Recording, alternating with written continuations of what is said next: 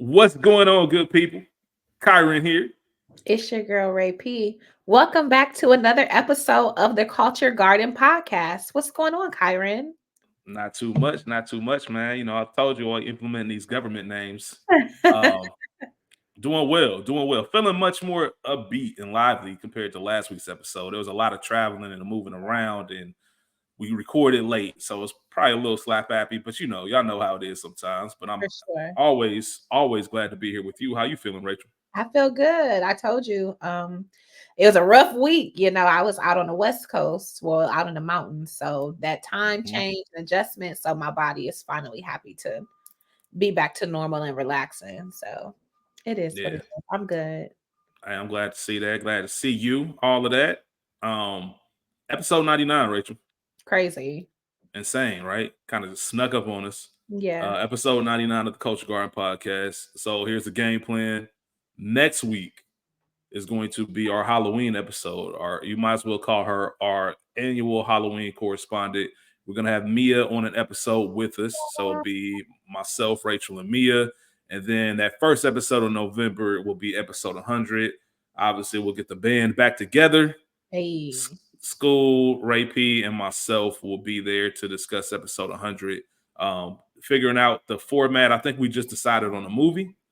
And then, just have some fun stats and fun things for y'all. Try to make it interactive. I'll think of some things, or we'll think of some things in the next couple of weeks. But we appreciate y'all as this journey continues. And I'm sure we'll do more recollecting as we get to 100. But it's kind of insane to even think that we've done more than 100, and then when you include we got y'all and everything else that we've done, it's crazy. But for this to be the first thing that you know we ever created and to reach 100 episodes is just kind of surreal. So it's going to be a fun time. I'm looking forward to it.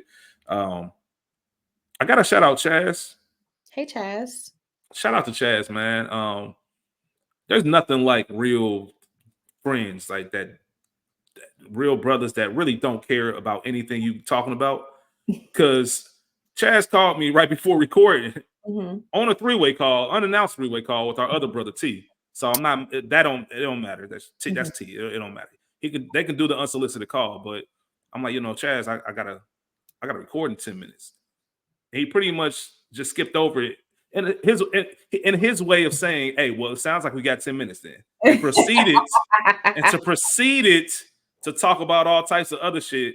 Some stuff that he wants to do creatively, as far as like asking when we gonna start best episode ever and some other things. But of course, he did check in and say, "Hey man, where's y'all episode this week?" And I'm like, you know what? Scheduling change.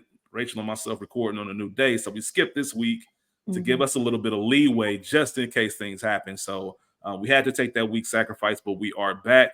But yeah, shout out to people that just do not care what you got going on because they feel like they have a higher space in your life than that. So For shout out sure. to Chaz. um, please remember to like, subscribe, share. The link tree will be in our episode description for everything else that we're a part of. Like I mentioned, you can also check out our YouTube page. We'll include your comments. There will be spoilers and explicit content in today's episode. And today's film is The High Note. Rachel, on a high note, man. Quick synopsis. A superstar singer and her overworked personal assistant are presented with a choice that could alter the course of their respective careers. Ray P, Yo. this was your week to choose. What made you want to go with this film? I don't know. Maybe I saw a preview for it in one of my rooms. I have a what is it? A Chromebook or Chrome Play for That's Google crazy. Oh, yeah, Chromecast. Chromecast. And Yeah. so in the home page or the for you, it must have been up. And I've seen the high note a million times. So I was like, oh fuck it, let's do that. It's something easy, something we can knock out. Not too much. It was a little longer than I remembered it being. But I felt like it would be an easy episode. So here we are. Yeah, here we are. So I got to ask you, because I've never seen The High Note. Really? Yeah, so we just talked about it last week with 21 Bridges. Mhm, How I personally enjoy those. I've never seen this before, so you're mhm. getting a real time conversation. So you'll get that from me on this end. But I do have to ask you, and I found a quote by Owen Gleiberman of Variety. Mhm. And he said this. He said, the film can't decide if it's a behind the music industry drama or go for your dream fairy tale. And it made me want to ask you, Rachel, is this a rom-com or is this something else? I think it's something else, and this is something that I kinda wanted to talk about. So, the movie came out in 2020. Mm-hmm. In the initial trailers and in the previews and everything, I thought that this movie was about Grace or Tracy Ellis Ross's character, Mm-hmm. but really it's about Maggie. So Absolutely. I was bamboozled on first watch, like, now wait a damn minute, this is not at all sort of what I thought it was, what I was anticipating, but it is still enjoyable for me. So more than anything, I had always compared it to Double Platinum, Diana Ross's movie featuring Brandy Mm, as the spoiler alert, as the long lost daughter, okay. which we see the parallel here in The High Note. I thought it was I don't want to say a poor man's version of that, but a new age version of Double Platinum. But I guess to that quote's sake, I would say it's a go for your dream kind of more than anything. Yeah. It's funny. So, and let me before I even say this, well, now let me get into it and I'll ask you this question. So with this being my first time watching it, and I never saw a trailer for it. I knew the movie existed. I remember this movie with Ice Cube and Tracy Yeah. Ellis Ross, but didn't really know what was going on because, like you said, it came out 2020. That's when everything kind of had to just stop and Yeah. be released on demand. So we had an influx of just uh, content that was Mhm. coming at it. So I remember it, and I'm like, I'm gonna check this out at some point, but I never got around to it. And it feels like, and I've said this before when it comes to How I Met Your Mother, Mhm. the writers of How I Met Your Mother, they knew how they wanted the show to end, Yeah. right? And I Stupid. feel like when I was watching this, I feel like they had the ending written first Mhm. and they added everything else. But the issue happened. The issue was everything else actually ended up being really good in a whole different movie than what the ending would have been. Yeah. So you have two movies kind of in one and they're intersecting. They're Mhm. both good and it's, listen, extremely well acted. Like Mm. for what this movie is, I think it's better than what it should be. Yeah. But and it's enjoyable. I don't have any complaints about it, but I do see. I don't think they were clear on the direction of where they actually wanted this to say, Mhm. and that's cool. You know what I mean? It is what it is. But I Yeah. did. It was as a first time watcher, like the first 20 minutes, for example, and we'll talk about best scenes shortly. But I don't want to get too far ahead. But the first 20 minutes, you really don't know. And like I said, as somebody who never watched a trailer, you have no idea where this movie's going. Mhm. Like I know that Maggie's in the studio. I don't know why. I know like Grace is this icon, but I don't know what story they're trying to tell until we get to the grocery store. Yeah. So when the grocery store kind of sparks things, which is like that's the rom-com version. But then Mhm. everything else, like I said, it's a fascinating movie, but I did enjoy every second of it. Mhm. I was gonna say Empire, so Empire Film, great website, they have a magazine, everything else. It's usually where I get a ton of who's starring in what movies are dropping, all that. But it stated in their review of the film that this was somewhere between Pitch Perfect and A Star Is Born. Do you agree with that or disagree? Um, I see how they got there. Got you. Mhm. Yeah, I saw it too. So Star Is Born is a whole nother level though. Man, I love A Star Is Born. The new Yeah, that's a version? whole that's a whole nother level. That's a Man, whole nother what? level. But let's get into some stats. So the film was released in selected theaters on May 29th of 2020. This was supposed to be a wide theatrical release, I think May 8th of 2020, but obviously COVID happened. They had to cancel that plan. So they did have some selected theaters, mainly in countries overseas that had more lax COVID policies. Mhm. So they were able to release theirs. Some cities here, but really video on demand is when it made its impact. Like I said, it was May 29th, 2020, and it was directed by Nisha Ganatra. She directed a lot of television, 2 episodes of Dear White People, 3 episodes of Brooklyn Nine-Nine, 2 episodes of And Just Like That, and then she also directed the film Late Night, written by Flora Green, which she really doesn't have any past work, but she is writing the new Princess Oh, Diaries 3. So I thought that was interesting. Unknown budget, of course. It grossed 2.2 million, which, like I said, it really wasn't in theater, so you can't base anything off that. But when we look at the video on demand numbers, the opening weekend, it was number 2 on Fandango, number 3 on iTunes, and number 11 on Prime Video. Okay. And right now, if you were trying to watch it, it is currently on Freevee, which is the ad version of Prime Video. You can check it out there. Had 1 win and 8 nominations when it comes to awards. It did win the Reframe stamp. I think we just talked about a movie, The Blackening, that won the Reframe stamp as well. And Tracee Ellis Ross was nominated for Outstanding Actress in a Motion Picture for the NAACP Image Awards and Outstanding Supporting Actress for a Black Reel Award. Let's see. And real quick, cast got Dakota Johnson as Maggie Sherwood. Tracee Ellis. Yo, what was up with the bangs? With the bangs? Yeah, it just looked like I don't know. Like it just looks like I felt like that look is more 2012. That's still a thing. Am I tripping?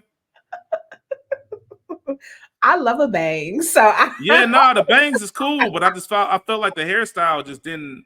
It felt Maggie? like I was. Yes, on Maggie. I don't know. Maybe I'm tripping. It wasn't a bad. I'm not saying it like that. I just felt like I didn't think white women, were wearing the bangs like that in 2020. Yeah. Okay, maybe I'm tripping. I'm thinking like, did Anne Hathaway have bangs in Devil Wears Prada? She did. Okay, and that's probably what I'm thinking of. I'm thinking like that time range is like that's the bang era, but not. I guess bangs ain't never going out of style, man. Yeah, all the women just rolled their eyes at me like this nigga. Shout out to Maggie Sherwood. Tracee Ellis Ross as Grace Davis. Kelvin Harrison Jr. as David Cliff. Zoe Chow as Katie, the roommate. Mm-hmm. Ice Cube as Jack Robertson. Bill Pullman as Max. And June Diane Raphael as Gail. Rachel. Yeah. It's a newer. So I'm going to ask you first. Movie Poster Hall of Fame? No. Nah. Easy choice. Now, classic or not? No. Nah, not a classic. Enjoyable movie. Enjoyable, but not a classic by any means. Yeah, so real quick rundown of the origin. Not too much information, but the screenplay was originally called Covers. Mm-hmm. So it was this film called Covers, and it was on the 2018 Blacklist, which is, if you don't know what the Blacklist is, every second Friday of December, there's a list that's put out of all the best or most liked screenplays that haven't been produced.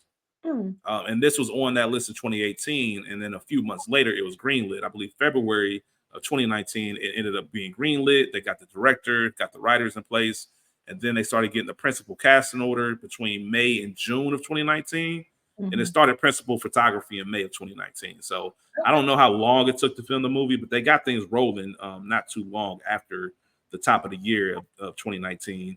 It was originally set for the wide theatrical release, like I said, but they didn't get to it. I want to know about your first experience, Rachel, because this came out May of 2020. I told you my first time was this week. When did you first see this movie, and what was it like for you? I watched this movie in probably May of 2020 at home on demand for $20. Sheesh. Yeah, that when they were doing that straight to release 1995, I paid it because I wanted to see it. You know, I love a music movie, so I'm always going to be invested. That's my judge. That's my thing. That's up my alley. So I'm like $20. Okay. In the time of COVID, it is what it is. So I enjoyed it. Again, I already said it was not what I thought it was going to be off rip, but I enjoy the movie. I watch it passively whenever I see it. It doesn't come on the premium channels as much, but it did for a minute, and I would watch it, pretty frequently, or at least have it on as background noise. So yeah, I enjoyed it as well. This is my first time this week. Didn't know what to expect. Kind of walked into it like, all right, we'll see. Yeah. But every time you pick a movie like that, I always enjoy it. Aww. Like every single time, it never fails. And I was watching it. First of all, this is right up your alley. If you know Rachel, this is 100% something she watched in May of 2020. Second, out of all the movies I've ever seen in my life, I don't think I've heard a more Rachel quote than a quote that was uttered in this film. We'll get to it, but and I say that with a caveat because if you know Rachel, you know it's not anything wrong. It's just more so it's one of those quotes you hear and it's like, yep, that's Rachel. And we'll get to it. And it's Rachel. Let me be clear. It's Rachel in a very specific situation. And I'll talk about it when we get to best quotes. Oh shit. Okay. Yeah. Yes. 100%. So I'm very curious. 100%. 1,000% something I can see you saying. Okay. And meaning. Not just saying it, meaning it as well. Okay. But like I said, it had you written all over it because I was like, oh yeah, this is definitely your joint. And it was a fun watch. It was a good watch. It kept me. I'll tell you what. When Maggie didn't tell David, when she lied about being a real producer, that's when I knew I was in the movie.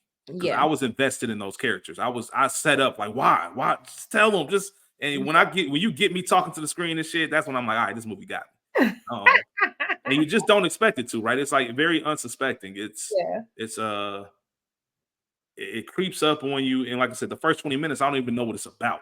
Like I don't even know what direction it is. And then once you get to the grocery store, you're like, all right, then this is the hook.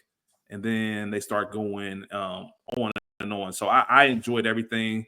The ending, the reveal, which we'll get to, like I said, we talked about there are spoiler alerts. I had a feeling. Yeah. I had a feeling. And I think in a crazy, stupid love type of way, that type of movie, there were a couple of things that tipped me off. Mainly him leaving that party. Something was just off. Like I know she lied, but I was like, I think there's a little bit more to that. And then the other part was, I can't remember off the top of my head. It's in my notes somewhere, but I'll get to it. But I just had a small feeling that it was there. Yeah. I'm curious to know another movie that you suggested and you picked for Culture Garden that I had never seen was Beyond the Lights. And I'm curious to know what you think between those two movies. Which one you taking? Beyond the Lights. Okay. It didn't sound like it was even a hesitation for you. Not really. Okay, got you. I really did enjoy this film though. But like I said, the first two acts definitely feel different from the third, even though all of them work together.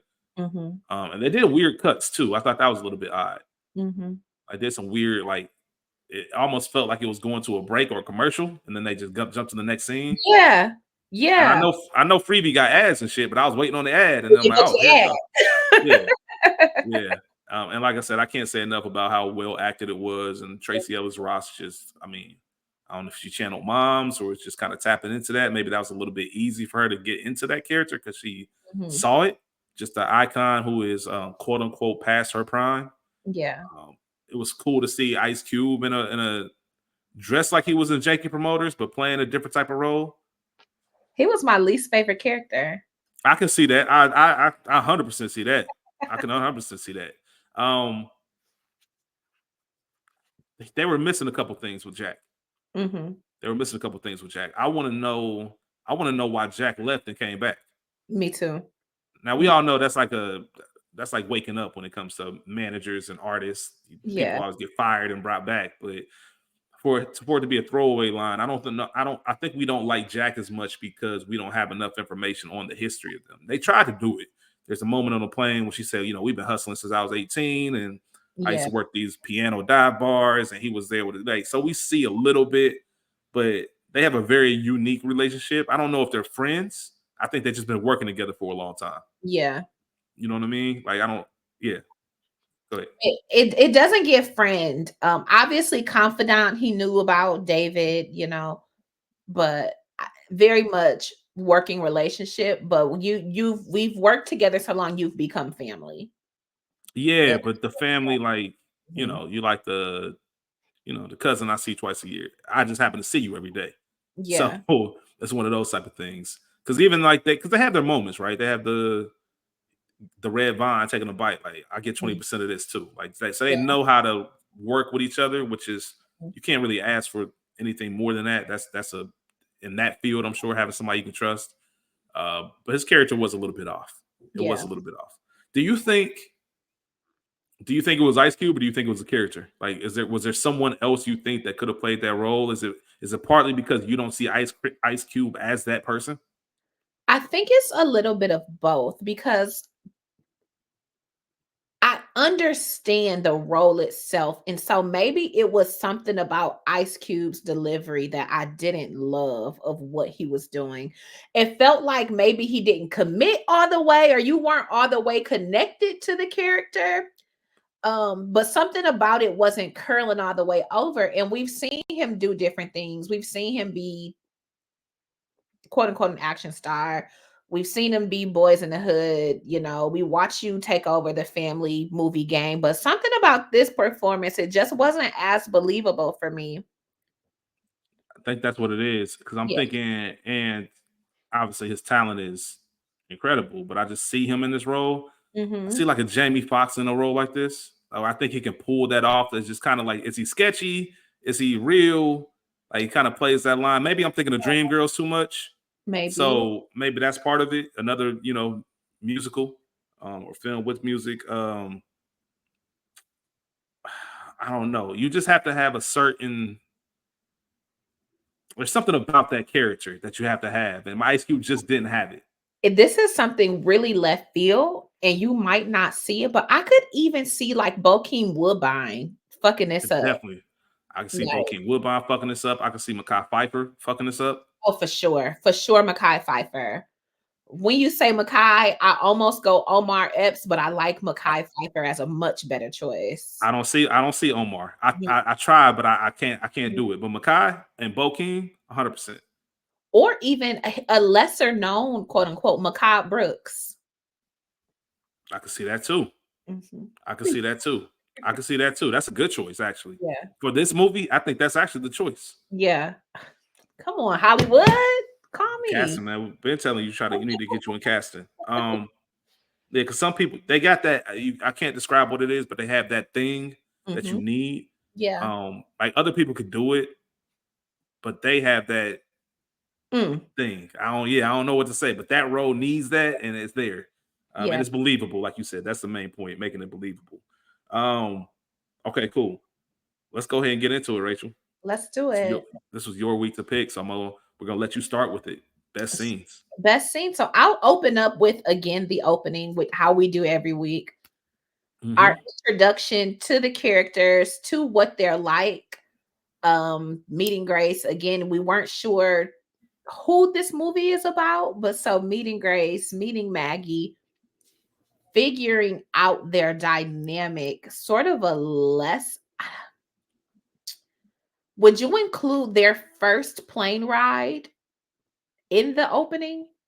I included the first 20 minutes. I literally just said the first 20 minutes because in that first 20 minutes, you have, like I said, you have Maggie in the studio, but you don't know why. Because remember, Seth said, I have a real session.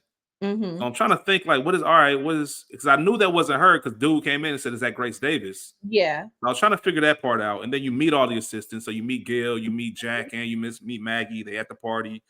You know that they're pushing Grace for this Vegas residency. So it kind of lets you know where she is in her career. Um, you get the insight on her relationship with Jack, which is on that first plane ride. And like I said, you just don't know where the film is going at that time. So That's yes, I include all of that in the opening. okay. Okay. So all of that, all of that into the opening.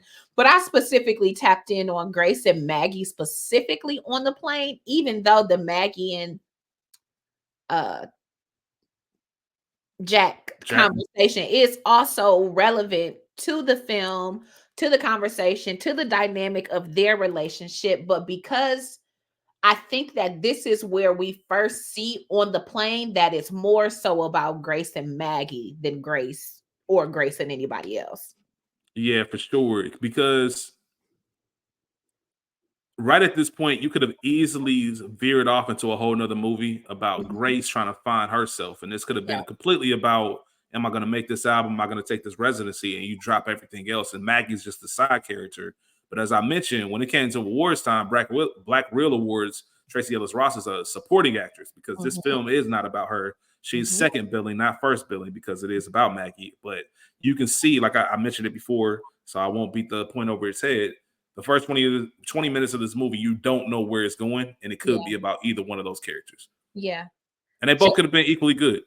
right. Just a quick aside. It's so interesting 2020 and then now 2024, the shift in what a Vegas residency means.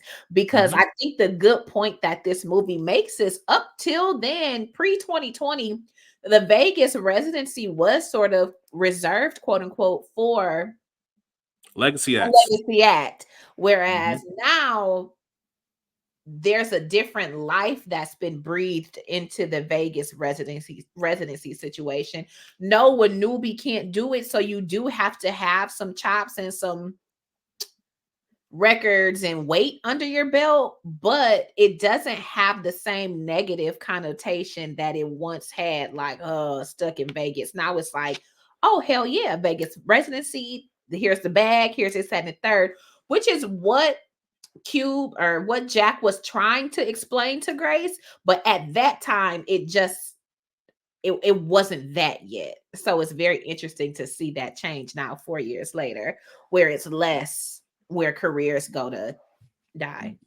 Yeah, that's a great point. And that crossroads of, we don't know exactly. We know that Grace is over 40, but we don't know exactly. Is she in her 50s? Like, where exactly is she? We don't know. It's irrelevant. My whole point of it is Grace is still at a point where she's active in her career. I'm not retired. I'm still active. I'm still working. I still have things I want to say. And what I wish the movie tapped in, I guess it's not fair because it tapped into it, but I think you really could have gone a little bit deeper was, and I guess this is what happens when you make the film about Grace. You tap into that artist's insecurity. You have someone with 11 Grammys, an icon, billboards all over the place, but still not, Jack mentioned on her last album, that wasn't Grace Davis numbers. That wasn't her standard. And even now, as we look at numbers differently, like obviously we can't go off what we did 90s, 2000s as far as how many units per week because it's all streaming now, but just adjusting to this new world. Even when you take it into sports, you have a lot of college coaches that are quitting abruptly and stepping down because this is a whole new market with NIL and players getting paid. It's like, I don't know how to adjust to this new world and this new life, so I'm just going to chuck the deuces. Yeah. Where Grace and I still got some stuff left. I just don't know how to put it out there, and I don't know how to really give all of myself when I'm already this big thing. Grace Davis, the singer, is so much bigger than Grace Davis, the person. Yeah. And I think Grace Davis, the person, is trying to like make her way through and really trying to like break out of that shell. And it's hard because, it's like Carlton, man. You always gonna be Carlton, my nigga. Like you Alfonso Ribeiro, we know you do other things, but you Carlton. Like niggas not 10 times out of 10 on the street, the first thing somebody's gonna say is Carlton. Yeah. Not Alfonso. So it's just one of those things. It's a blessing that you made it that far, but it's also like, man, I got more stuff to say. For sure. Very interesting stuff. But I did enjoy all of those 20 minutes, which leads us into the grocery store scene. Yep. For sure. So let me ask you a question, Rachel. Yes. Because you saw this in 2020, so this is perfectly tailored for you.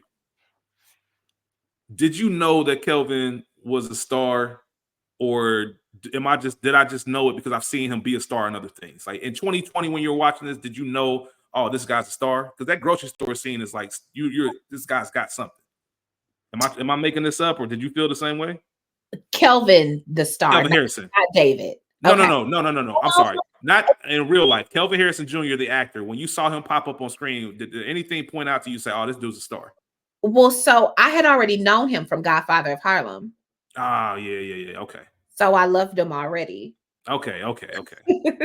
That's a fair point. Yeah. That's a fair point. Yeah, because we've seen him in other things since, of course. And he wasn't Godfather of Harlem. No spoilers there, but okay. It's for me seeing him for some reason. It just because this isn't one of those. I always say there's a difference between an actor and a movie star. I think he's definitely an actor, but that was when I was like, oh, he's a movie star too. Yeah, like he could lead a franchise if they wanted to have him or tap him into that. There's a certain charisma that he had. I would love to see bigger looks for him. Yeah, would love Chevalier. We raved about it on the Black Real Awards episode. Like that movie. I don't want to play the like who else could have played that role game because I'm not thinking of anybody off the top of my head. But a lot of how good that movie was because of how good he was in it. For sure. And that's a movie, and I mentioned it on our Black Real Awards episode. That's a movie that, looking at the trailer, I never would have watched. The only reason I watched that is for Black Real Awards. And my goodness, did I miss out Yeah, by not watching that sooner, because that's a great movie and a hell of a performance. for sure. For Like sure. he got something, and I want to see him in more. For sure. I love him. Shout out to Kelvin and good luck on your endeavors. I love him. Did you what's the Discovery or whoever did the Malcolm X um Martin Luther King? What was the name of that? It's on Hulu right now, Disney Plus. You know what I'm talking about? I do, And but they made him look like Martin, Martin, and it was actually pretty impressive. And then dang, what's the name of it? Genius. genius. Because Aaron Pierre, I think that's the name, Aaron Pierre. He played Malcolm. Malcolm. Mhm. Yeah. Another brilliant work, and obviously that just showed more range of his acting. And of course, Waves, which heavy ass movie, Yeah, but crazy. definitely one that I'm sure we'll discuss on this podcast at some point. Mhm. Either way, grocery store scene. Let's get back to it. One of the best scenes of the movie. Mm-hmm. Um, as a girl who loves game, Yeah, what a buddy. performance. What a Yeah, buddy. scene. I love it. I loved it. Go ahead. Yeah, buddy. Nah, man. Listen, listen. That's it. That's how you do it, folks. That's it. It's so weird. Like people, niggas don't have game anymore, and I love how he gamed her up real smooth. Like I'm Because gonna make he, conversation. Go ahead. I was gonna say niggas don't have game anymore because everybody's focused on. I don't know if this is a social media thing. I'm sure it existed before that, but this focus on what happens if I look dumb. Mm-hmm. We know social media is a highlight reel. Nobody ever posts their loss. Really, it's always about the wins. Like nobody wants to look bad. Yeah. And he came in there like I don't care what you do or not. Like he carried it like I got money and I'm well off. I'm just on some chill shit. You caught my eye. I want to see what you about. But there's something about some genuine conversation, even if you don't know what, even if you don't know what she likes. Talk Mm-hmm. about something you like and see if she pick up on it. Yeah. So boom, he just came up talking about music, and now we in this whole conversation about fantasy dinner guest and California songs, and before you know it, slick on the paper. I'm having a party next week. You should come. Bounce. I don't know who Sam Cooke. He acting like he don't know who Sam Cooke is, and she gets outside, mentioning Sam Cooke, sings a cover, and she has that son of a bitch because she knew like this nigga got me. He got me. I didn't think that he gave off that he had money. It just was. This is the importance of swag. No, he didn't. No, what I'm saying is he didn't give that off, but Yeah, you could tell that it made sense afterwards. Like he wasn't trying to like scam her on some like I can do this for you, but Yeah. it made sense that he has a bunch of confidence A because quiet confidence. yeah, because and we find out later that he really doesn't have a ton of confidence. Yeah. Oh, poor baby. You know what I mean? But yeah, the whole thing is just obviously for me personally, Hotel California is just a personal song for me. That was the first like one of the first songs my dad got me hip to on some non-black artists. Okay. So that was like our song. So when Maggie was like shrugging the shoulder, I was like, "What's up, Maggie? What you got to say about Hotel California?" What's You know good? what I mean?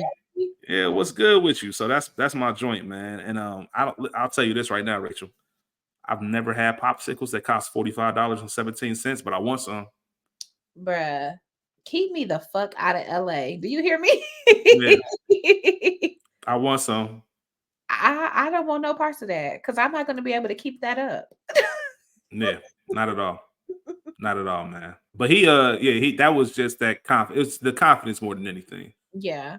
Like going back to that point where I said about him already having money, it's he could have been dead broke, but I would have believed it if he told me because he had that much confidence and it was just a natural thing. And he wasn't bullshitting. Like there was a genuine conversation, even though it was game. It was very clear that it was game. It was also genuine. And kind of like no pressure. Here go the address, here go the number. Pull up if you pull up. If not, we'll see what happens. It is. He probably knew in his head, like she pulling up. She's coming because he already got her, you know. And when you sing in front of a woman, it's over. You could be bad. Have you seen the movie Dan in Real Life? No. Dan in Real Life is Dane Cook. Why can't I think of his name? Steve Carell. Steve Carell is Dan, the primary character. But so he's an author, and in the book he writes, damn it, I can't. I'm about to mess up the quote, but it's one of my favorite things, and I've taken it with me. Like, if you ever want to know the truth, sing. Like, if you ever know how Mm. someone feels about you, like they'll sing for you. Like, it's the most vulnerable that you'll be is singing for somebody. And I love that. Ever since then, like I've carried it with me, and you know how much I love music. So now I think Mhm. about it like when niggas be singing, like, yeah. I fuck with it. So that's just for me personally, that's just an extra layer of something. Now, is my nose open? Oh, okay. It's funny. It's just one of those things. It's It's one funny. of those You know, things. one of my favorite movies growing up was Finding Forrester, You and love there that. was I love that movie, and there was a moment when Rob Brown's character Jamal, him and Forrester, they eating food or Chinese food, and he was talking about him winning the Pulitzer and stuff, and Rob Brown was like, "Women will sleep with you if you write a book." He said, "Women will sleep with you if you write a bad book." Yeah, Like nigga, like is there certain genres and certain things you do that have a certain aura about them? for That sure. obviously I'm not saying every woman gonna sleep with you, but it is some attention. Like there's a certain attraction because it's an artist. You consider an artist at that point. So she's like I said, we talked about it. She looked dead at him and said, "Son of a bitch." Yeah, got And her. she knew. Ladies and gentlemen, we got her. But that was it. That was probably my favorite scene in the movie. Grocery store scene was my favorite scene. Yeah. And changed the trajectory of what this film was about. That clearly made us know, okay, Mhm. I know where this is headed. What's your next scene? I'm jumping us down a little bit to the producer meeting That's with my our next scene. judge. Yep. Look at that. Richie Williams, R Dub. R Dub. Um, Another thing that's interesting, we consider he was trying to make Grace, who was very clearly pop, Mm-hmm. make it that EDM sound, which late 2000s has sort of come around and had been sort of the popular sound for a second. There was that EDM sound wave, and then Mm-hmm. we consider now 2 years later, Beyonce releases Renaissance, which is a dance album, although it sounded very different than what Yes. Arda was talking about. I just think about how cyclical things are and the way that the industry works and what that looks like in, I guess, understanding the history of music too. That was just a Mm-hmm. very big point for me. But this is where we see Maggie lose herself a bit. Mm-hmm. We see Maggie with a bit too much dip on her chip. Way Why? too. It was right. You are 1000% out of line given your actual job description. What are you gonna say? No, I literally this happens. This happens every 3 weeks. But in my notes, quote for quote, Maggie had too much dip on her chip. Line for line, bar for bar. Shout out to Soldier Boy. I literally had that in my quotes because she definitely did. We on the same page. Yeah, Maggie is fucking crazy. But I appreciate her in this. You want someone to advocate for you. Mm-hmm. And again, we spoke earlier about Jack and Grace's relationship. This is as much as you might care about me, you love me, but you're about the bag. You're not about right now what's best for me as an artist and as a person. And later, when he did acknowledge to Maggie that it was some bullshit, yes, but also me, my manager, I need you to step for me a little bit better than what you're doing. I think that's another part of the reason that I didn't really love Jack as a character, Mm-hmm. aside from feeling like Cube wasn't necessarily believable. It didn't feel like for to have been riding with Grace for since 18 to 40 plus, it didn't feel like he had her best interest in mind. It didn't feel like he was protective of her, the person or artist, you know? That's a fantastic point. That is a Mhm. fantastic point. And I don't know if I considered that until now.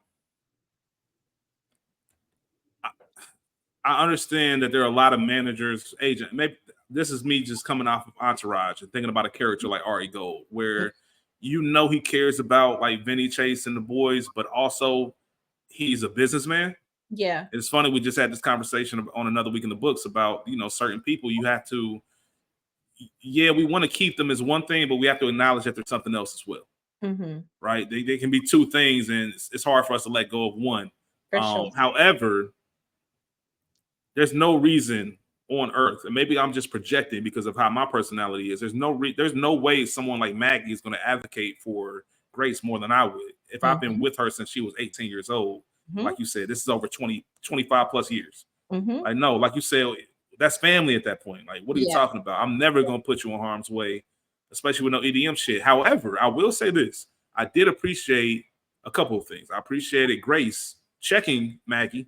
Don't ever talk to anybody Jack Hire like that again. Like, there is a hierarchy. Like, I do still run shit. I'm still Grace. And then also, I appreciated Jack's conversation with Maggie in the hallway. Yeah. Just because this is not how this works. Like, and Maggie, so she assumed on some like, I'll start hiring, I'll look for my replacement since I'm a producer. And like, yo, bro, that's not how this shit works. Like, you know how long it took Seth to get a little small piece of engineering credit. You know what I mean? Like, I knew he's like, and that's kind of Jack's, I guess, the human side of it. He said, we would never let her put that bullshit out.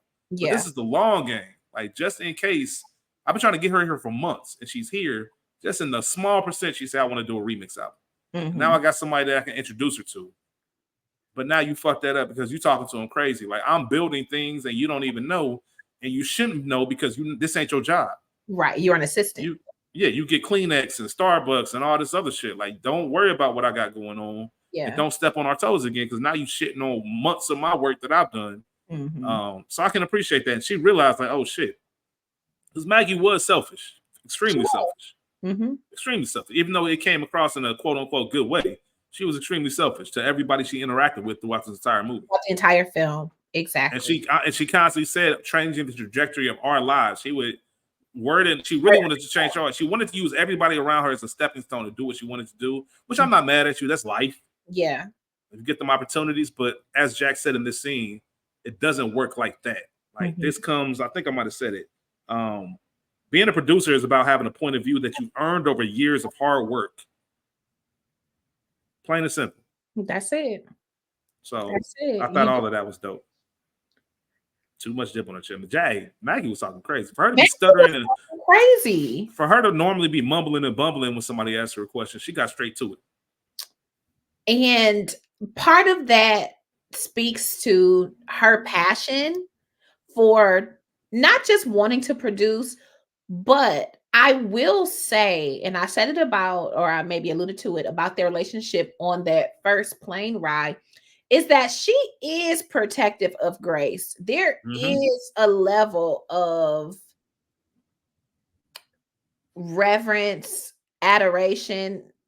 I don't want to say protection again, but protection that she has for her. I want you to be doing these things. And because selfish or not, I see you in this light, and I don't want to see you doing no bullshit. And this is some bullshit. That's real. It's beneath you. Like, I don't even want you to think that little of yourself to entertain this. But again, because Maggie doesn't know what the fuck she's doing, and because she doesn't really know the ins and outs of the business and relationships, you talking out of turn. On the flip side, even if Grace did agree to a remix album, are these the remixes that I want to do? Right. And if this is the work that R-Dub does, why is he on the call sheet? If you know, I wouldn't be down for that. Throw me a random rap verse. Throw me a random rap on some shit. Even if I wanted some dance shit, is this the sound that I will go for? Like, let's be real. Now, you know me. And I'm glad you said that again, Rachel. Jack, you know good and damn well. You know good and damn well. That's like me bringing some bullshit to you. Like, there's certain things where I would know right away, like, Rachel's not going to do this. Listen. Like, we don't even need a meeting. Like, she's not going to do this. No, I'll run it by her just out of due diligence. Like, I don't want to speak for her, but I'm telling you right now, it's a no. Yeah. Or just a laugh. You know what I mean? Y'all might fuck around and get. It's like the scene when Dan tried to get Grace to come over to her house for rehearsal. Like, and Grace just laughed at that shit. Like, how many Grammys he got? 8. I got 8. 11. That's fewer than me. Like, they could relay that to his assistant. Like, get the fuck out of here. Like, it Yeah, was one of those things. If I was Jack, I'd be like, you trying to get me fired by even bringing this dumb shit to me. for sure. But yeah, Maggie did know what she was talking about. I will give her that, but chill out, relax a little bit. Like Jack said, man, go get some Starbucks.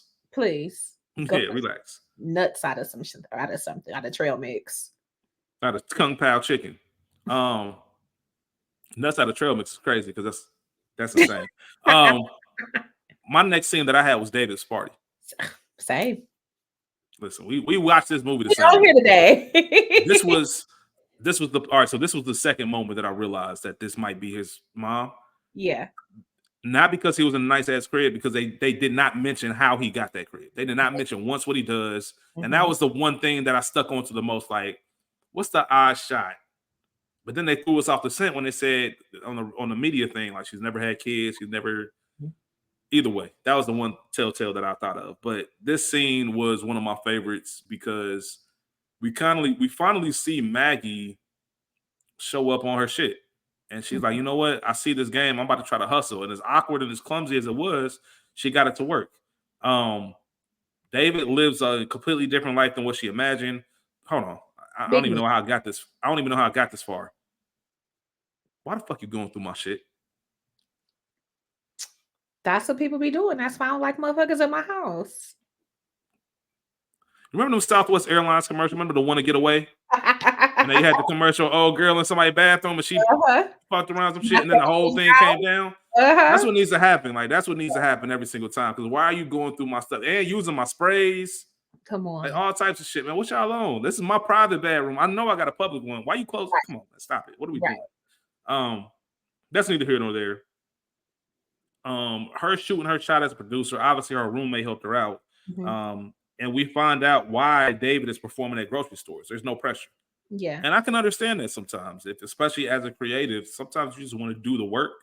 I think of somebody like an Andre 3000. Like, I like the art form of it. I hate the fame. I hate everything else that comes with it. Yeah. There's no pressure. I can just go in here, do what I want to do, and bounce. And obviously, she saw a much bigger vision for him, and obviously his talent was bigger than that. She shoots her shot to produce. He invites her to the show. She goes to the show even though she's late because of stuff she had going on with Grace. And then they finally agreed to, you know what? I'm going to give you a shot. You can produce for me. I know I tied all of those scenes together, but feel free to add on one. Yeah, no, I'm here for that. I'm here for the tie-in. In that tie-in, is this where she's talking about her love of music? Going through clothes and shit, and then why she's yes. Okay, yeah. All of that.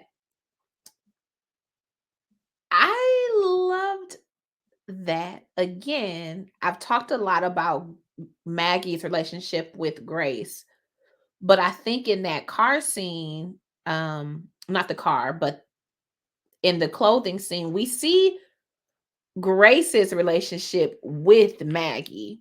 You want me around, high key. You like that I do my job well, which we see in the final scenes where she sort of admits that. But this to me was sort of the telltale, like, yes, she's a ridiculous ass artist, but also I think you enjoy my company a little bit. Because of the knowledge that Maggie has about her and about music in general. I think you enjoy these conversations that we can have. Shout out to Kelvin. David. I appreciated his vulnerability, or at least even Maggie being able to see, like, oh, you're insecure. We talked about that quiet confidence at the beginning, and people have that. I can run my mouth on this mic in a meeting, this, that, and the third, all day long. But as much as I love music, I'm not on here fucking giving y'all no do re mi's, you know? Right. Fair. Even though I sing at church, it's a different thing. It's a different ball game. So no matter how much you love this, and that probably isn't even added fear because I love it so much. And music has also taken so much from me. I'm scared to really be good at it. This is low pressure, me at the grocery store, me in dive bars. This is easy. But for me to really dig into my craft, to really dedicate myself to it, to really put it out there, that's a different fear. That's a different ball game. That nigga David out here living like my dear from this Christmas. Like music, music that took away everything he loved, man. He said, fuck this. Oh, oh, snap. Nah, everything you said, that was dope, man. What's your next scene? My next scene is actually creating Backseat. Maggie and David together. Mhm. First off, I told y'all that I watched this in 2020 when it came out. Backseat is on a Hit. playlist. That's a hit. That's a hit, Rachel. That's on the playlist. That's on one of my title playlists. Do you hear me? A hit is a hit. That is a hit. Is a hit. Is a hit. Is a hit. Nigga. What? I don't care what kind of genre you normally listen to. You can't hear that song and not. That's a hit. I'll say it 10 times over. That shit go. As soon as I heard that shit, I looked it up. Goes. That shit goes at David's house. That shit goes in the studio. Shout out to music. Shout out to writers.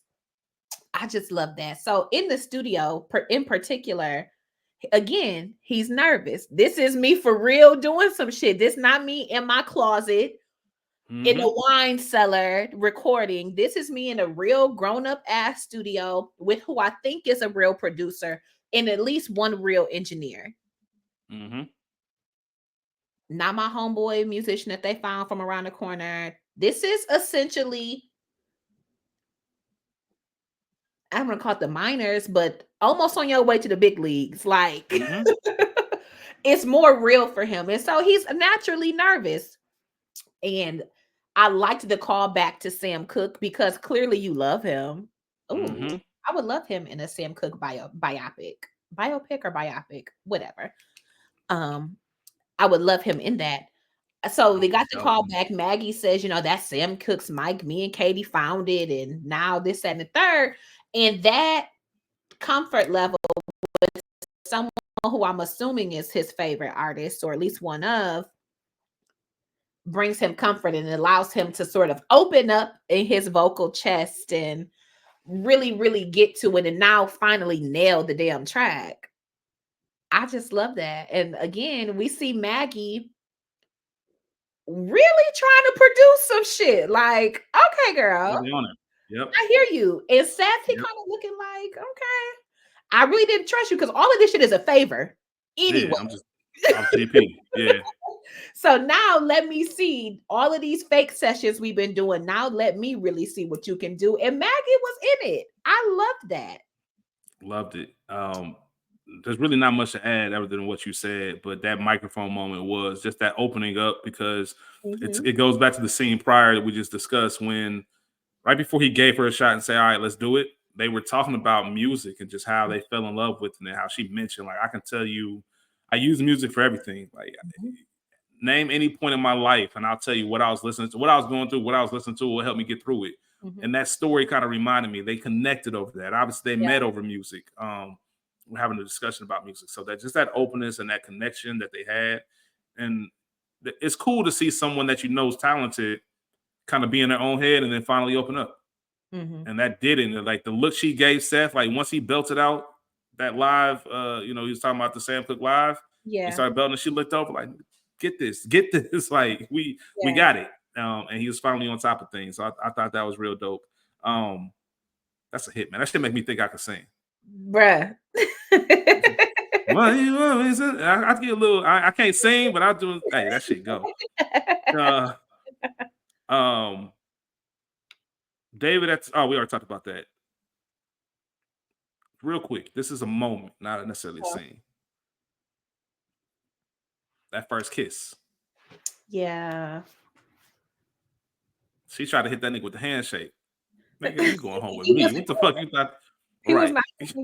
What are you talking about, man? We see that next scene where she is in the bed.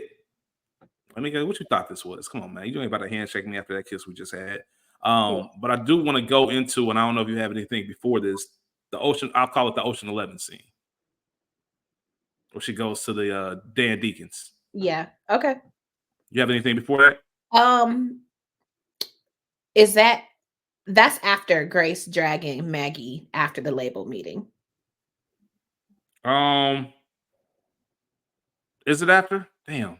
I don't know. We can talk about both. Let's talk Okay. about the label meeting. Let's talk about the label meeting. Again, the label meeting for me was very much reminiscent of the producer meeting with R-Dubs.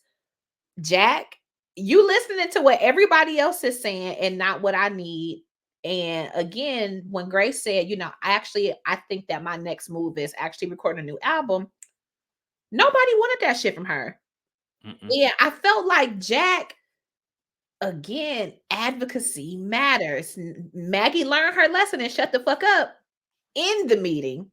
However, again, with too much dip on her chip, you're talking to Grace, who is now in a vulnerable state, who's been shut down because my nigga Jack didn't ride for me. And y'all basically telling me y'all don't want music. Y'all only want me to do these same tours, these same songs, the way we've been doing them as a cash grab, essentially, versus honoring or elevating me as an artist. And so Maggie went to her on some, you don't need to be doing that. And she like, bitch, you don't know what the fuck I need. Candidly, they both were wrong and they both were right. And that's for me. Because again, Maggie, you out of line, but Grace needs an advocate. And I'm glad that you could see and you are on her side, despite it not necessarily being what you need to do or say. And even if you were going to say it immediately after, when I'm in the bathroom crying about the bullshit, it's not the time. When somebody tells you, I don't want to talk about it, listen to Let it go. And so is that youth? Naya Bate? Like you That's that selfishness. That's that selfishness. Yeah. Because she know I'm this close. Like she probably never in a million years thought Grace would give her a compliment on one of the mixes she did. So now I still feel like I'm holding on to that. Yeah. And every single time I can get a chance to be on your side, like, because if she does a new album, maybe I can talk to her into letting me produce it for her. Yeah. So let her plenty of times, like, especially somebody like her, like if Maggie got it fucked up because you work for me. That part, I don't work for you. Yeah, I don't work for you. I don't answer to you. None of that. Like, if I tell you let it go, that means let it go. We're not. I don't know where the lines got drawn, or got crossed, or where you feel like you can give me personal advice, like we friends. Well, we're not friends. Remember, our roommate even said, like, she might not even know your last name, bro. Like, you might have to prepare yourself for the possibility of things. And going back to your point about avocation and Jack, that's why we need that Jack backstory. That's why I need to know what happened between the two of them.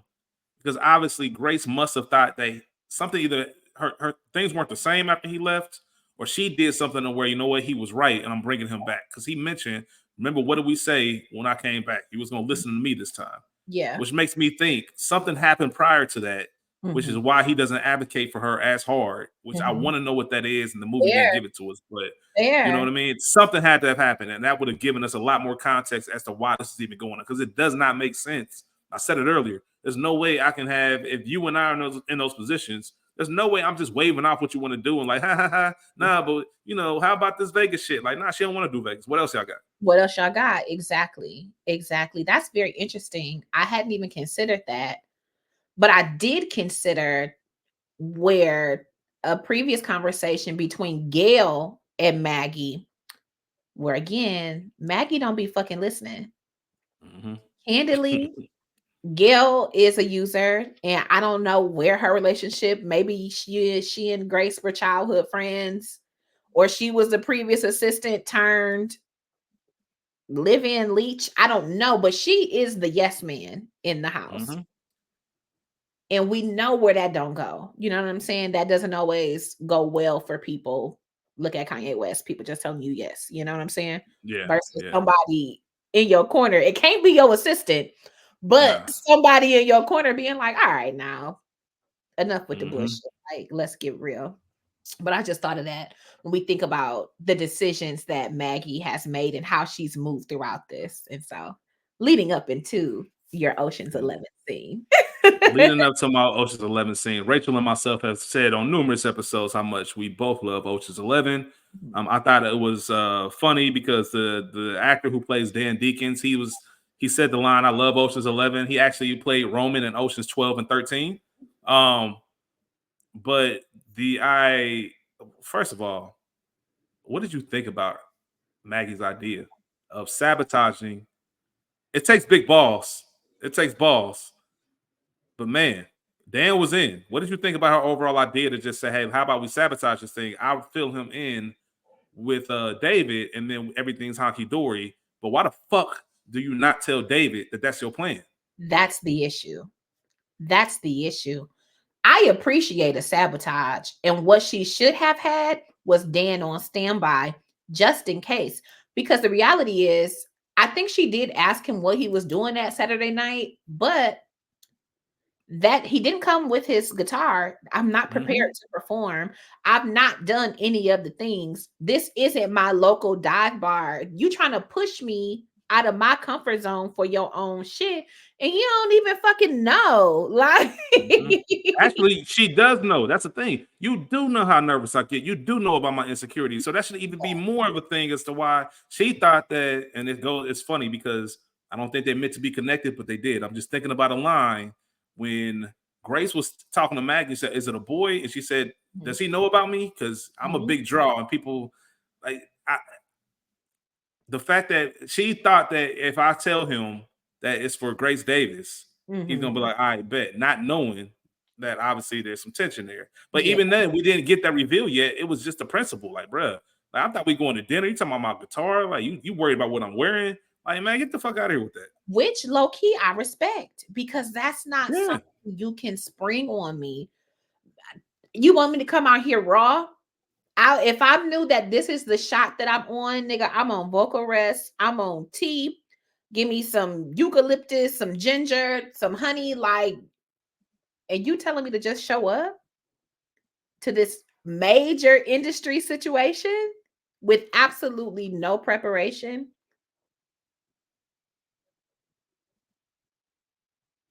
And Grace's firing of her, she talks about trust. Part of that is being able to trust each other and be able to trust you. If you throw me into some bullshit, which is a good thing, but some bullshit as far as I'm concerned, how am I supposed to trust you? You know that I'm fearful. You know that I'm insecure about vocal ability, about this shit actually working. And you don't even prepare me. You don't even let me do my best to show up as my best self. Just throw me to the wolves. That's not cool. It's not cool at all. And think about this, Rachel. It's one thing if you just hit me with the get up on stage and perform, right? You drop all the truth on me. You ain't even really no producer. You've been working for my mom's, which we don't know that's his mom's yet. You don't hit me with just the bullshit. You put all the bullshit on the table right at once, and you expect me to go on stage for you? Like, what was you thinking, Grace? Like, come on. Really, what I would have done. Go ahead. You was gonna say something. Even if she would have left all them truths off the table, he would have potentially sucked it up and went out. But now I know that you've been lying. And now here's the thing. Trust. I can't trust that this is actually as good as we think it is, because you ain't who you say you are, and you've been lying to me since I met you. You a fucked up ass bitch as far as I'm concerned. Susie is the money maker, but that bitch a liar. No, for real. For real. That's insane. That's an insane. Like, honestly, I know obviously from a movie world, you can't have the reveal there. You have to have it at the end, whatever. Once again, goes into they wrote that ending first, and then everything else they try to play around. But that's an insane concept. Like, Maggie, you can't be that clueless. That's the thing. How'd you think this? One of my favorite lines, man. Shout out to Thomas G. How'd you think that was gonna turn out? Yeah. When you do some dumb shit, like, how do you just gotta stop and ask yourself, how do you think that was gonna turn out, my nigga? Because that was crazy. What you should have done, what you should have done is what we just said. You should inform all the parties, because to have a major industry party and an icon an icon, not some up and comer, an icon like Grace Davis, to sabotage her listening party, Right. you might want to make sure everybody's on board and you have a backup plan. Because Right? you might should have had Dan still come. Here's what you do, Rachel. You have Dan still perform, Mhm. but slide him with the, hey, Dan, do me a favor. You listen to his music. Dan's a fan. We know that Dan's a fan, right? Right. Dan, I'm gonna try to get him ready, but put that little pressure on him. Like, hey, before I perform, I want to let you know I heard this new artist, and I heard he's in the building tonight. I would love for you to come up here and perform one of these songs I heard you. Just one. Like, I think the world needs to hear your talent. Just have him, because he's a legend too in his own right in this film. Do that. That's how you do that. You do that. And that was off me. Like, oh shit, I passed him your song, but I didn't know he's gonna do that. So what you gonna do? And then you can have a scene like that. But that's just me. The way she did it, if you want to know not how to do it like Maggie did it. Because that shit was asinine. That shit was insane. And you know she deserved to get fired. She deserved to get fired. And I just want to backtrack, because one other scene that we didn't talk about is when David and Maggie were back in the studio. Yep. And they were doing Love You Like I Do. Again, after Maggie got dogged because out of line, hence the whole situation at the record label meeting where Grace got her together. But back in that studio, now, not just is there Seth, there are other real musicians. And it's like, oh, this shit is real. And now Maggie's off her game, I just appreciated the love story of it all. Like, let me reassure you, we've gone through this, and now I'm in a booth with you, singing with your nigga. It's a thing. I'm trying to tell you, it's erotic if you're into that sort of thing. So all the emotions out of it, and again, they ended up where they ended up from there. But go ahead, because after that, after Grace's party, I got sort of the last 30 minutes. Yeah. Maggie gets fired, and really the ending. So you have Grace. Grace wants Maggie to produce. So we get that, and Maggie actually helped David get signed indirectly by playing Dan that music. And obviously, he said he had something to tell her. But at this point, she's going back with her dad. It looks like they was on Catalina. And Catalina, which is funny because for me, that was a callback to Girlfriends, because Catalina was Joan's favorite little city, little getaway. It probably was a little. I'm sure they did that intentionally. Yeah.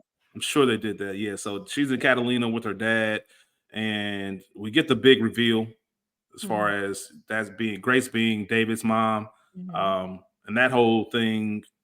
I really enjoyed the moment that when Grace was sitting with. So Maggie and David were outside trying to sort it out, while Grace and the dad were inside. And I love those small moments where we know who Grace is. She's seen millions of faces, come across millions of people, and just sitting there on some like, I met you before. Yeah.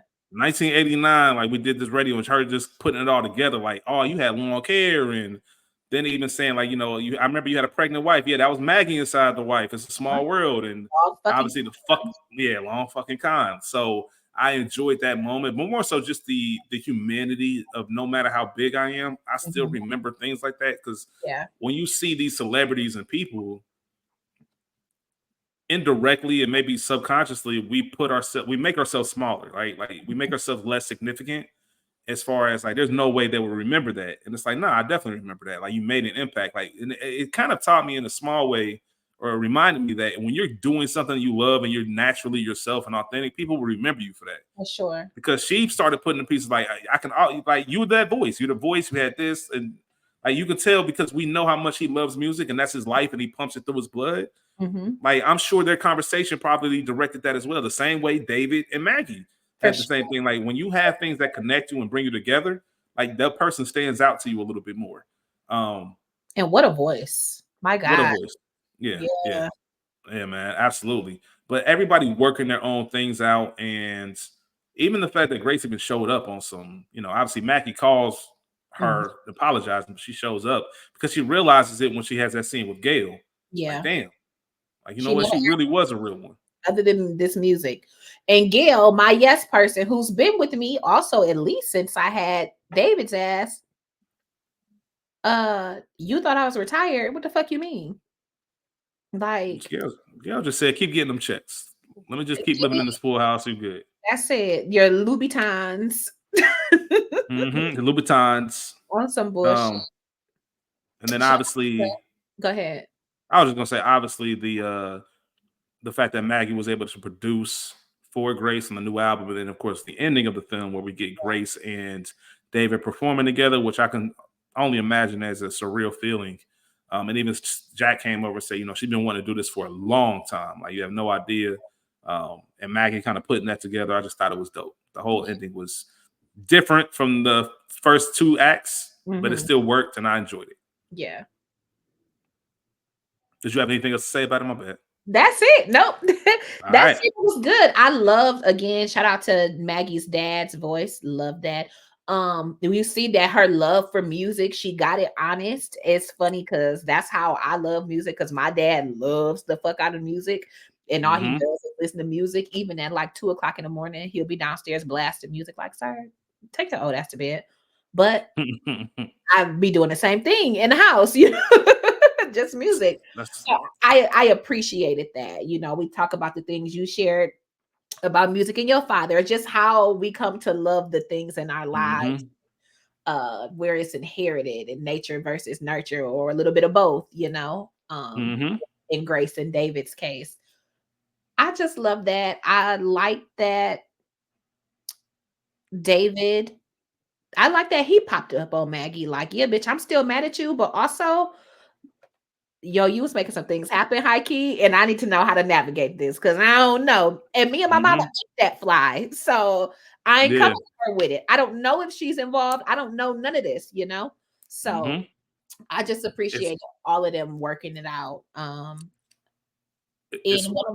Go ahead.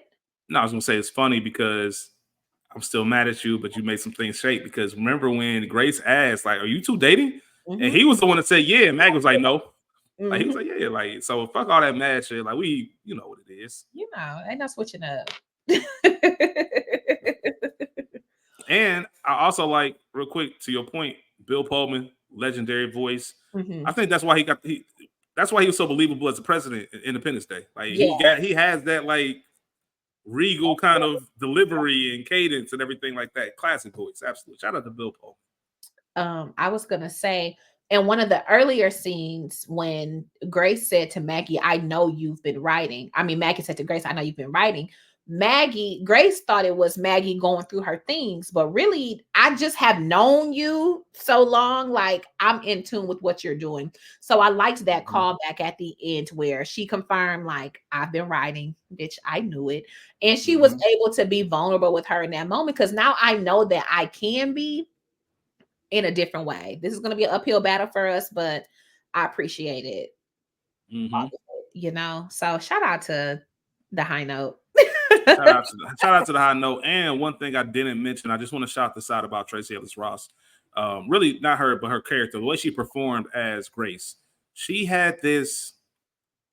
She walked the line of diva, like, and laid back and humble. Like, there was some very there were some. Is she Mariah Carey or is she? I don't even know what that, because, you know, Mariah's notoriously known for being a diva, or being like this real laid back on the plane, like, hey, relax. I can't sleep. Just let's talk. Like, you never knew what you were gonna get. And then she had those moments when she had to check Mag and she checked her. I'm like, oh, that's the 11th-time Grammy winner right there. Yeah, for sure. And you know what I mean? So facts. Unbeknownst to us.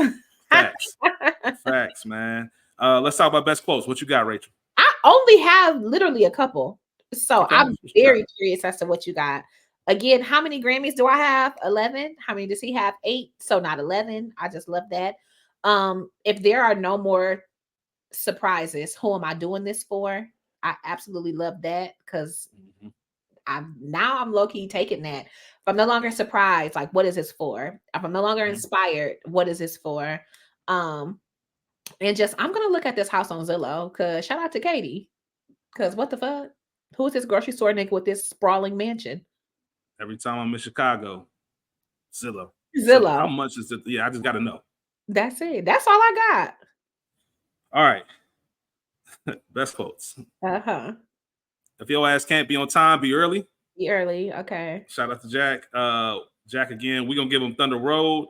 That's how I paid my mortgage, but you wouldn't know that because your little ass ain't got no mortgage. I just thought that was a funny ass line. Diane, yeah, hold on. Grace, I don't know why I said Diane. I'm about to say Diana Ross.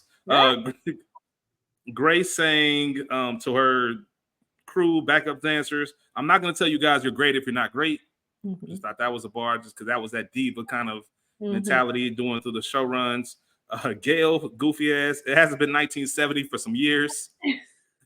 And the most Rachel quote that I think I might have ever heard. If Rachel ever had to apologize to a nigga for something, this is exactly how it would go. Rachel will walk in and say, I may or may not have said some things that could have hurt someone's feelings. And for that, I forgive myself. Was that an apology? Absolutely not. No, it wasn't. And for that, I forgive myself is insane. I forgive myself. Now I'm sorry. You know what? I may or may not have said some things that hurt somebody's feelings, but and for that, I forgive myself. I'm a horrible person. Only I want to make sure that I'm clear. Rachel would do this with if she did something to a nigga and had to say sorry, that is how she's saying sorry. I'm not saying she's walking around in everyday life to everyday people, but it's specifically in that moment, I saw you and I saw this coming out your mouth and I saw you meaning it with no smack, no smile, no laugh, no LOL. Like, these ain't jokes. I am so weak at that. I'll be fake apologizing. I don't be looking at it. On your time. On my time. I did apologize to somebody not that long ago, but I don't know that it was genuine or if I was just bored and wanted to see what the reaction would be. That's on brand. That's on brand. I just thought about the Chappelle show. Prince. I thought about him dressed up as Prince talking about this bores me. This boy was bored. He was anyway. Then I quit texting him. You're a mean one. Did you have a scene stealer, man? I'm not fucking with you. Okay, this is weird because we did not talk much about her, but Katie was actually my scene stealer. Yeah, she has to be. I think by default, nobody else really fit the category. Bill Pullman didn't do enough to make the scene stealer. Jack wasn't likable enough to be scene stealer. Yeah. And Katie did have some moments where it's almost, I didn't need more Katie, but I wouldn't have minded more Katie either. For sure. You know what I mean? Like, we got the right amount, but if you added a few more scenes, I wouldn't have been upset at that. So I think I'm going to give it to Katie as well. Yeah. Things that bother you. Okay. And we didn't really talk about this either, but I didn't like that Michael B. Jordan was Grace's love interest. Even though he wasn't in the film, I did like, she's a woman of a particular age. And okay, she might be a cougar, but she could have been like Idris Elba before he got with homegirl. I think his wife's name is Sabrina. Like, you could have used somebody. You could have been like, oh yeah, me and Marlon Wayans are hanging out. I just would have liked somebody a little bit more age appropriate, especially because he's closer to your son's age than your age. So I didn't really like that. So here's the thing, Rachel. I took that as a joke the entire time. Mm-hmm. Like, I didn't think that he really was coming over and I was a lovage. I think she was just on some Michael B. Jordan's coming over, because when she said Michael B. insisted that we leave and go to the hotel, like, Maggie was kind of looking like, all right, yeah, like, we both know that Michael B. Jordan is not fucking with you. He did not come to your house. I think that was her just in her own world talking shit. I do not believe for 1 second. For the vagina cream. She said that, but she didn't. That wasn't him coming over. It's no different than anybody else. Let's shout out to Putty. That was different than Putty talking about some, yeah, Idris Elba about to come over. Like, nigga, shut up. Or Pam on Martin talking about some, yeah, Denzel about to come through. I don't believe that. But as the mega star, you using lay persons. Grace Davis is Grace Davis. Yeah, and listen, I'm telling you right now, shout out to Mark Jackson, knock it out the park. Y'all wonder why I love older women? It's because of that. Tracee Ellis Ross, what's up? Holla at me. I'm on it. And if I'm Michael B. Jordan, I'm on it. But I don't think in real life. I don't think in the movie that I think it was a tongue-in-cheek kind of playful thing. Okay. I believed it at first. I believed it when she first came over, had that mask on. But once Grace had to pick her, or Maggie had to pick her up, she said, Michael insisted on going to the hotel. I'm like, oh, she made all this shit up. Like, she full of shit. I could be wrong. I'm just saying. We ain't talk about that scene, the whole pickup, but that was funny too at the taco spot. The drive-through, yeah. Like, girl. And I'm sorry. Listen, I'm sorry. Grace Davis pulling that off. For sure. She pulling that off. For sure. Like, you bringing those tacos to that window. For sure. For sure. All right, things that bother me. Only thing that bothered me was really just shout out to Ralph. Say what you mean the first time. I hate the fact that Maggie didn't advocate for herself. She spoke up at the wrong times and not at the right. Like, there was a moment when Grace asked her, like, I don't want you here if you don't want to be here. If there's something else you want to do, tell me. She didn't say that she wanted to produce. Even her dad said you did tell her you wanted to be a producer, right? Like, the fact that you're not saying this thing, the fact that you lied about even being a producer to David, it was just all backwards. That really bothered me about that character, but it's not a big deal. It's a character flaw, so it's not something that bothered me, quote unquote. And then I mentioned just going through people's medicine cabinets. Come see about me? Not really. Not really. Any actors from The Wire? No. We talked a little bit about the soundtrack. Do you have anything else that you want to say about the soundtrack? I liked it. I would like. This is going to be shady, and I don't mean it as shade, but it is honest. I would like those tracks re-recorded with an actual vocalist and not Tracy Ellis Ross. That's fair. I get it. That's get it. I get it. I do enjoy the soundtrack as well. It's got some hits, and we talked about Backseat. Like, I'm telling y'all, that shit right. I can't tell you the last time I just heard a song like out of nowhere and was like, hold up, like, where's that coming from? Where do I find it? The whole nine. Like, it was just one of those. It very much puts me in the vein of don't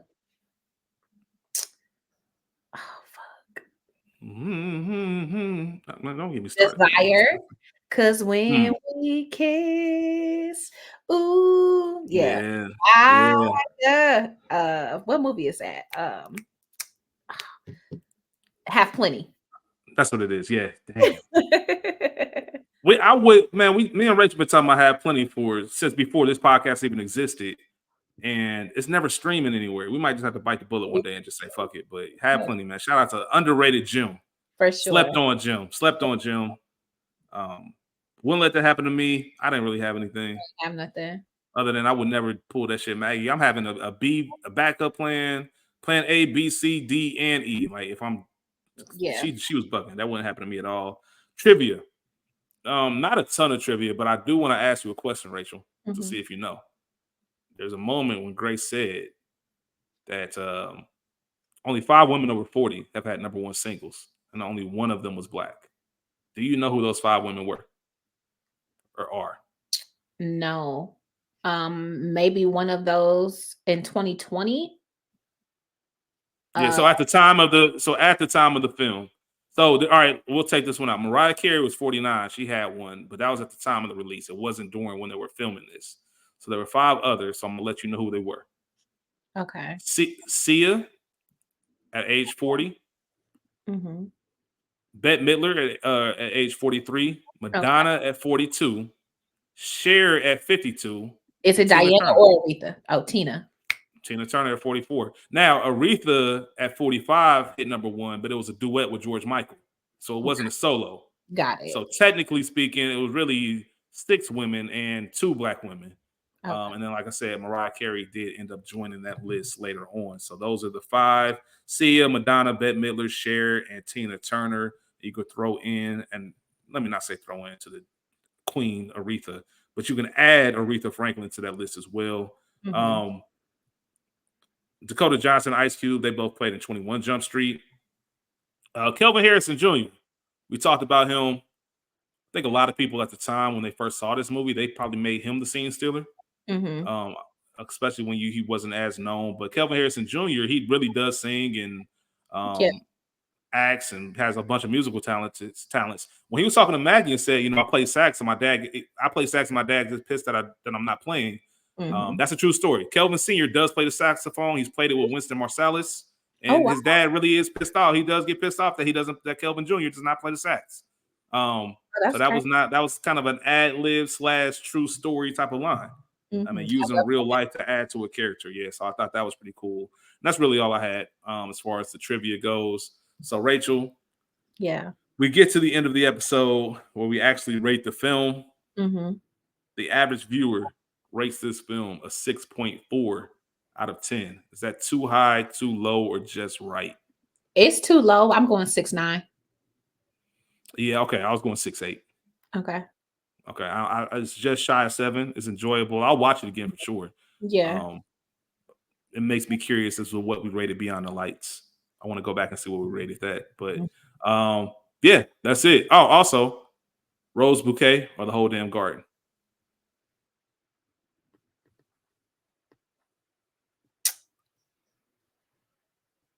I give it a half a bouquet. I give it 6 stems. For some reason, I feel like giving it a bouquet is just a little bit too generous. Yeah. Giving it a rose is too low, but I'm gonna give it a rose anyway. Okay. If you change one of these, if you have a B-level cast, this film is much worse. So I want to give credit to the acting, but the film, okay, it was cool. Seen better, seen worse. It is what it is. I enjoyed it. But yeah, fun movie, especially first time watching it. Those are some of my favorites. Very enjoyable. Please do not forget, next week, Halloween episode.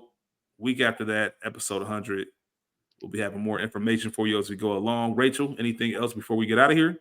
That's it. No, we still got y'all. We still got y'all, man. Do not worry. We still got y'all. Yeah, man. Parts. We'll be back. We got y'all. We got y'all, man. I promise. No pun intended, or pun intended, however you want to look at it. But like, subscribe, share, check the link tree in the episode description. Check our contact information in the episode description. You can find us on Instagram, email us, however you want to do it. If you do leave a comment, we will include you in the episode. But until then, we'll be out until next week. Y'all be cool. How y'all be cool. Peace out. We out.